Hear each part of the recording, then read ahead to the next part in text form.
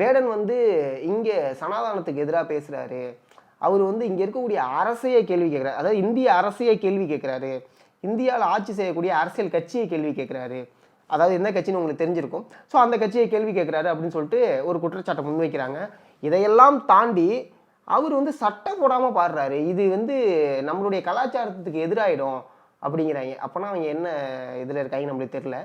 சட்டம் போடாமல் பாடுறதுல ஒரு குத்தமா அப்படிங்கிற மாரி தான் இருக்குது. ஃபைன். இதை தாண்டி இன்னொரு முக்கியமான ஒரு விஷயம் ஒன்று பேசுகிறாங்க. என்ன அப்படின்னா, ரேப்பருக்கும் எஸ்சி எஸ்டிக்கும் என்ன சம்மந்தம்? நீங்கள் எப்படி ரேப் பாடுறீங்க அப்படின்னு கேட்குறாங்க.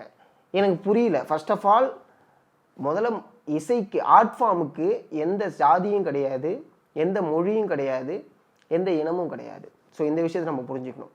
இதெல்லாம் தாண்டி ரேப் அப்படிங்கிறத பரவலாக நம்ம எப்படி பார்க்க முடியும் அப்படின்னா, வலியோடைய குரலாக தான் ரேப்பை பார்க்க முடியும்.